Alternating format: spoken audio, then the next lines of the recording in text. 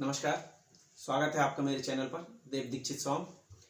आज आपके लिए मैं मध्य प्रदेश लोक सेवा आयोग की मुख्य परीक्षा प्रश्न पत्र 2 का एक टॉपिक लेकर आया हूं, जिसका नाम है भारतीय प्रतिस्पर्धा आयोग। ये मुख्य परीक्षा प्रश्न पत्र 2 में जरूर है, पर यह है असल में इकोनॉमिक्स का टॉपिक, और जो प्री में बहुत ज्यादा संभावना होती है जिससे क्वेश्चन आने की। मतलब ये कहीं ना कहीं हमारे लिए प्री और मेंस दोनों के लिए इंपॉर्टेंट है। ये क्या है, इसके क्या उद्देश्य हैं, इसके क्या कार्य है, इसके संबंधित सारे फैक्चुअल डिटेल्स और कब कब इसने किस किस कंपनियों के ऊपर जुर्माना लगाया है, वो सारा आप आज इसमें देखेंगे। अगर आपने चैनल सब्सक्राइब नहीं किया तो प्लीज कर ले। मैं अक्सर ये बोलना भूल जाता हूँ, बाद में नहीं बोल के मैं इस बार पहले ही बोल दे रहा हूँ। दूसरा ये कि इसकी शक्तियों में एक विशेष बात यह है कि इसने 2012 में सीमेंट कंपनियों पर 6000 करोड़ का जुर्माना लगाया था, वो भी हम इसमें देखेंगे। इसके अलावा अगर आप इकोनॉमिक्स पढ़ना चाहते हो तो मेरी एक लगातार सीरीज चल रही है इकोनॉमिक्स की, लेक्चर बाय लेक्चर, डेली एक लेक्चर मैं इकोनॉमिक्स का डालता हूं, और जैसे ही मेरे 1000 सब्सक्राइबर हो रहे हैं मैं लाइव क्लास आपके लिए लूंगा। तो आप इकोनॉमिक्स पढ़ना चाहते हो वहां पे जाके प्लेलिस्ट में इकोनॉमिक्स पढ़ सकते हैं। तो इसको स्टार्ट करते हैं। भारतीय प्रतिस्पर्धा आयोग ये क्या है? प्रतिस्पर्धा का मतलब होता है एक दूसरे से मुकाबला करना। तो ऐसी क्या आवश्यकता पड़ गई थी भारत सरकार को जो उन्होंने प्रतिस्पर्धा आयोग की स्थापना की। असल में हो ये रहा था भारत के बाजार में कि जिस व्यक्ति के पास ज्यादा पावर्स थी या जिस व्यक्ति के पास अच्छी पोजीशन थी, डोमिनेंट पोजीशन थी, वो अपनी पोजीशन का दुरुपयोग कर रहा था। जैसे किसी व्यक्ति विशेष के पास काफी अच्छा फैक्ट्रीज है, काफी बड़ा बाजार है ऑटोमोबाइल्स का, तो अपनी कारों को या अपने प्रभुत्व को क्या कर रहा था, इस्तेमाल करके बाजार में रेट को मैनिपुलेट कर रहा था। मैनिपुलेट मतलब जानबूझ के कम ज्यादा करना, इसको मैनिपुलेट कर रहा था। तो इस सब चीजों को रोकने के लिए क्या किया सरकार ने, एक आयोग का गठन किया जिसका ही नाम रखा भारतीय प्रतिस्पर्धा आयोग। इसने एक एक्ट को रिप्लेस किया था, MRTP एक्ट 1969। ये MRTP एक्ट क्या था? ये मोनोपोली या एकाधिकार को समाप्त करने के लिए भारत सरकार ने बनाया था। इसका फुल फॉर्म क्या है वो आप कमेंट करें, अपने कमेंट में लिखें तो मुझे पता लगेगा कि आपने वीडियो देखा। इसको इन्होंने रिप्लेस किया भारत सरकार ने, और एक नया इनोवेशन या नई चीज लेके आए। कब? भारतीय प्रतिस्पर्धा आयोग, भारतीय प्रतिस्पर्धा अधिनियम 2002 में। इस अधिनियम के को लागू किया गया 13 जून 2003 में, और इसके आधार पर 14 अक्टूबर 2003 को भारतीय प्रतिस्पर्धा आयोग की क्या की गई, स्थापना की गई। ये एक रेगुलेटरी संस्था है या विनियामक संस्था है। विनियामक मतलब जिस क्षेत्र विशेष के लिए कोई संस्था बनाई जाती, उस क्षेत्र विशेष में क्या काम होगा, कैसे होगा, वही क्यों होगा, क्या नहीं होगा, ये सब तय कौन करता है? वह संस्था तय करती जो वहां की रेगुलेटरी होती। जैसे हमने टेलीकॉम की रेगुलेटरी देखी है, कौन सी? 1997 में बनी है, कौन सी? TRAI, telecom regulatory authority of India, जो टेलीकॉम से संबंधित सारा ही क्या करती है, रेगुलेट करती है। ऐसे ही ये क्या करेगी, कंपटीशन से संबंधित सारी चीज रेगुलेट करेगी। इसलिए कंपटीशन कमीशन ऑफ इंडिया क्या है? रेगुलेटरी संस्था है। क्या ये संवैधानिक संस्था है? संवैधानिक संस्था है या सांविधिक संस्था है? मैं आपको बता दूं, ऐसी कोई भी संस्था जिसका उल्लेख संविधान में किया गया हो तभी वह संवैधानिक संस्था कहलाती है। इसका कहीं भी उल्लेख संविधान में नहीं किया गया है, इसलिए संवैधानिक संस्था नहीं है। पर क्या ये सांविधिक संस्था है? सांविधिक संस्था से मतलब जिसको विधि द्वारा बनाया गया हो। तो एक्ट तो जब भी कोई माना जाता है जब वह विधानमंडल में पारित होता है, विधानमंडल केंद्र का हो या राज्य का हो। तो इसको केंद्र के विधानमंडल में 2002 में पारित किया गया, इसलिए मतलब ये जो संस्था बनी है कैसी है, ये विधिक संस्था है या सांविधिक संस्था है। अब आगे चलते हैं। निर्माण कब हुआ? 14 अक्टूबर 2003 को। मुख्यालय कहाँ है? नई दिल्ली में। पर अन्य भी जगह ये क्या कर सकते हैं, नई दिल्ली के अलावा मुख्यालय खोल सकते हैं। संगठन मतलब इसमें कौन कौन होंगे? तो संगठन में एक अध्यक्ष और कम से कम 2 सदस्य और अधिकतम 6 सदस्य होंगे। सभी की नियुक्ति कौन करेगा? केंद्र सरकार की सिफारिश में नियुक्ति होगी। एक अध्यक्ष और कम से कम 2 सदस्य या अधिकतम 6 सदस्य में होंगे। पहले अध्यक्ष कौन थे? धीरेन्द्र कुमार। और अभी वर्तमान में अध्यक्ष कौन है? अशोक गुप्ता। आपने और भी आयोग जो मैंने अभी आपको भी पढ़ाया और बाकी लोग आप लोगों ने किताबों में ही पढ़ा होगा कि सारे आयोग जितने होते हैं उनमें अध्यक्ष की मदद के लिए एक सचिव होता है। तो मेरा आपको फिर कमेंट के लिए आपको होमवर्क है कि वर्तमान में इस आयोग का सचिव कौन है। आप कमेंट में, गूगल में या कहीं से देख के कमेंट करें। ठीक है, आगे देखते हैं इसका उद्देश्य क्या होगा। उद्देश्य है बाजार में स्वच्छ प्रतियोगिता को बढ़ावा देना। ये स्वच्छ प्रतियोगिता क्या होती है? हेल्दी कंपटीशन मतलब क्या? हेल्दी कंपटीशन मतलब ये कि आपने 2 बच्चों को कभी कभी दौड़ते देखा होगा। 2 बच्चे अगर रेस में दौड़ रहे हैं या 10 बच्चे कभी रेस में दौड़ रहे हैं, तो हेल्दी कंपटीशन मतलब ये कि सभी की लाइन अलग अलग हो, सभी की दूरी बराबर हो जिसमें उनको दौड़ाया जाना है, किसी के ऊपर कोई रिस्ट्रिक्शन ना हो, किसी ने डोपिंग नहीं किया मतलब किसी ने कोई ड्रग्स वगैरह लेके नहीं दौड़ा रहा हो, और रास्ते में कोई किसी के पैर में टांग ना अड़ाए कि पैर में अड़ा के उसको गिरा दिया और वो गिर गया, मैं जीत गया। ये सब ना हो, सबको अपना अपना पूरा अधिकार दिया जाए और सबको बराबर मौका दिया जाए दौड़ने का, तो उसको ही हम क्या बोलते हैं, हेल्दी कंपटीशन। हाँ, ये अलग बात है कि वो उस कंपटीशन में आने से पहले अपनी तमाम प्रैक्टिस कर सकते हैं, तो इसी को बोलते हैं हेल्दी कंपटीशन। तो बाजार में हेल्दी कंपटीशन मतलब क्या? बाजार में हेल्दी कंपटीशन मतलब ये कि किसी क्षेत्र विशेष में जो उद्योग चल रहे हैं वो छोटे हैं या बड़े हैं, उनको अनावश्यक रूप से बड़ा उद्योग छोटे को परेशान ना करे, सरकार अनावश्यक रूप से किसी बड़े उद्योग के प्रभाव में आकर उसको फायदा ना पहुंचाए, सबको बराबर फायदा मिले। इस एक लाइन को लिख सकते हैं, सबको समान अवसर प्रदान मिले, सबको समान अवसर प्रदान करें। वही क्या है, कंपटीशन कमीशन का स्वच्छ उद्देश्य है, जिसको हम बोलते हैं कि बाजार में स्वच्छ प्रतिस्पर्धा को बढ़ावा देना। ये इसका मेन क्या है, उद्देश्य है।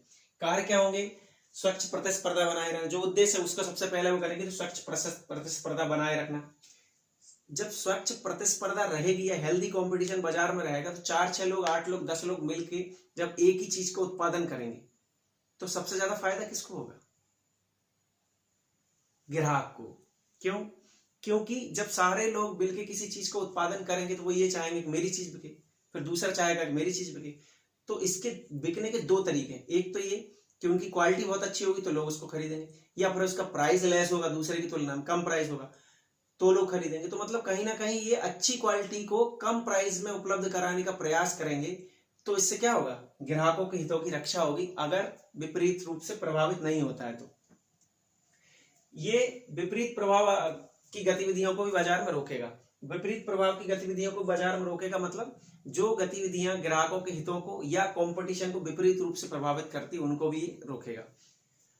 आगे क्या हो सकता है, आगे है एकाधिकार को समाप्त करना। जो मैंने आपको MRTP एक्ट बताया है 1969, जिसको कि इस एक्ट ने रिप्लेस किया है। MRTP एक्ट आप देखिएगा क्या है, और फिर गूगल करने के बाद कमेंट में लिखिएगा MRTP एक्ट क्या है। M का मतलब मुझे बताना ही पड़ेगा क्योंकि मुझे एकाधिकार बताना है।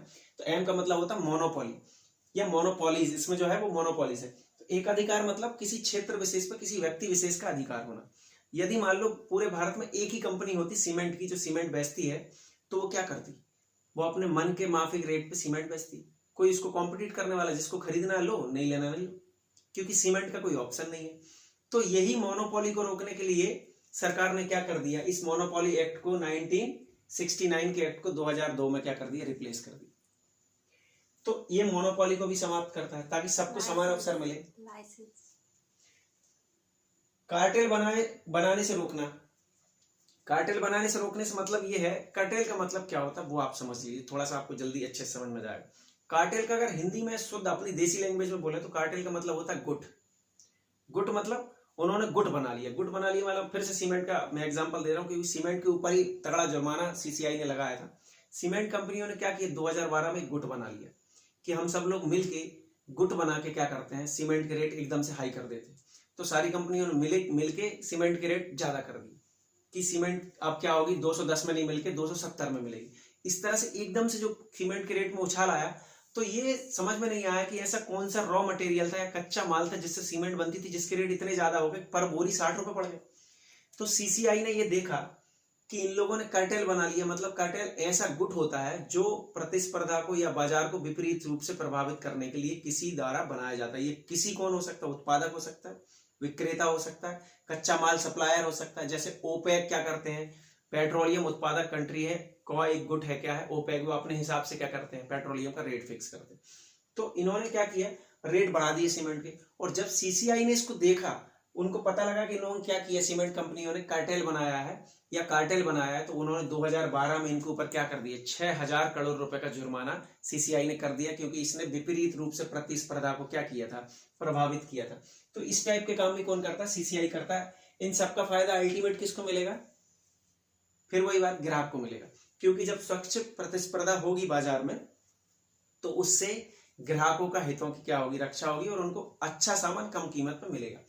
अब जब इतना सारा हमने देख लिया, तो हमको वो चीज भी देखनी, हो सकता है आपको मेंस में भी आ जाए, कि ऐसी कौन सी शक्तियां हैं या ऐसी कौन सी पावर्स हैं किसके पास, CCI competition commission of India के पास, वो ये सारे उद्देश्य के लिए काम कर पाए और लोग उसकी बात माने। तो वो शक्तियां क्या है वो देख लें। सबसे पहली शक्ति, इसको सिविल कोड की शक्ति है। सिविल कोड, सिविल आचार संहिता 1908 के तहत क्या होती, सिविल कोड की शक्तियां होती। मैंने इसको बहुत बार जितने भी आए हो अपने को इसके पहले वीडियोस में पढ़ा है उसमें बहुत ज्यादा बार बता दिया, एक बार और छोटा सा आइडिया आपको दे देता हूँ। सिविल कोड का मतलब ये होता है किसी को सम्मन जारी कर देना, किसी को गवाह के लिए उपस्थित करने के लिए आदेशित कर सकते हैं, किसी शपथ पत्र ले सकते हैं, किसी सरकारी या प्राइवेट दस्तावेज को प्राप्त करने के लिए उस कार्यालय को आदेशित कर सकते हैं। ये सब सिविल कोड की शक्तियां होती, और भी होती, बस काम की मैंने आपको बता दी। जुर्माना लगा सकती, सबसे पावरफुल जो चीज इसको पास है सीसीआई के पास वो ये किसी कंपनी के ऊपर क्या कर सकती, जुर्माना लगा सकती, और ये जुर्माना कई हजार करोड़ तक हो सकता है। यानी कि अगर किसी कंपनी ने कोई भी ऐसी गतिविधि की है जो कि स्वच्छ प्रतिस्पर्धा के विपरीत जा रही है या ग्राहकों के हितों के विपरीत जा रही है, तो सीसीआई उसके ऊपर क्या कर सकती है, जुर्माना लगा सकती है। इसके तगड़ा एग्जांपल मैं आपको बता रहा हूं। गूगल के ऊपर 2014 में सीसीआई ने 1 करोड़ रुपए का क्या किया था, जुर्माना लगाया। 2012 में सीमेंट कंपनियों के ऊपर 6000 करोड़ का जुर्माना लगाया था। और BCCI, board of cricket council of India के ऊपर भी इसने क्या किया, जुर्माना लगाया था।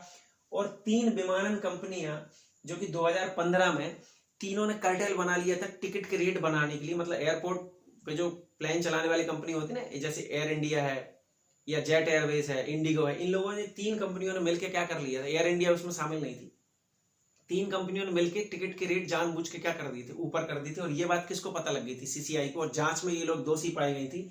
तो 2015 में इनके ऊपर 258 करोड़ रुपए का जुर्माना किया गया था। ये एग्जाम्पल आप याद रखें ताकि आपको मेंस में लिखने में काम पड़ जाए। ये सारा एग्जाम्पल आप चाहें तो स्क्रीनशॉट बाद में खींच लेना। ये है, तो एक तो इनके पास सबसे पावरफुल शक्ति कौन सी है, जुर्माना लगाने की, और तीसरी है स्थिति का फायदा उठाने पर तोड़ने की अनुशंसा। तोड़ने की अनुशंसा से मतलब मैं बताता हूं, जैसे 2 व्यक्ति हैं, पहले होता था मारुति और सुजुकी। मारुति कहाँ की थी, भारत की, और सुजुकी कंपनी कहाँ की थी, जापान की। इन दोनों ने मिलकर क्या किया, ज्वाइंट वेंचर बनाया, भारत में ये लोग काम कर रहे हैं। अब इन लोगों ने कार बनाना चालू किया, मारुति सुजुकी कार, इतनी बिकी, तो मार्केट में इनका क्या हुआ, सबसे बड़ा जलवा हो गया इनका कि सबसे बड़ी भारत की ऑटोमोबाइल कंपनी कौन सी बन गई, मारुति सुजुकी। अब अगर ये इनका जो वेंचर है, ये अगर मार्केट में हेल्दी कंपटीशन को प्रभावित करेंगे, एडवर्स रूप से विपरीत प्रभावित करेंगे, तो सीसीआई इसको तोड़ने के लिए भारत सरकार को अनुशंसा कर सकता है कि आप इसका ये क्या कर दो, ये इनका ज्वाइंट वेंचर तोड़ दो, ये गलत तरीके से क्या कर रहे हैं। और अभी तक लगभग 600 ऐसी अनुशंसा सीसीआई क्या कर चुका है, भारत सरकार को कर चुका है। तो ये थी इसकी सारी शक्तियां, उम्मीद है आपको समझ में आया होगा। अब हम जब आखिरी में निष्कर्ष लिखेंगे, इंट्रो में तो हम लिख सकते हैं निष्कर्ष, हमको मेंस में जब आंसर लिखना रहता है तो 2 चीज, इंट्रो और निष्कर्ष, यही सबसे ज्यादा दिक्कत करते हैं लिखना। बीच बीच का तो आपके पास बहुत सारा मटेरियल होता है। तो इंट्रो में हम लिख सकते हैं कि निसंदेह, मतलब जो आखिरी में लिख रहा है उसको, कि निसंदेह कंपटीशन कमीशन ऑफ इंडिया भारतीय अर्थव्यवस्था के लिए एक इनोवेशन है, नवाचार है, जिसने एकाधिकार को समाप्त करते हुए ग्राहक हितों की रक्षा के लिए तमाम तरह के कार्यों को, स्वच्छ प्रतियोगिता को बढ़ावा दिया है और गलत कार्य करने वालों के ऊपर तमाम जुर्माना लगाया है, जिससे क्या हुआ, हेल्दी कंपटीशन भारतीय अर्थव्यवस्था में लागू हो गया है। और ये बहुत बड़ी बात है। तो ऐसे करके हम उसको क्या कर सकते हैं, खत्म कर सकते हैं। तो ये पूरा टॉपिक था आज का। अगला टॉपिक फिर मैं आपके लिए लेके आऊंगा। प्लीज वीडियो अच्छा लगा तो सब्सक्राइब कर लें और शेयर जरूर करें। Thank you so much.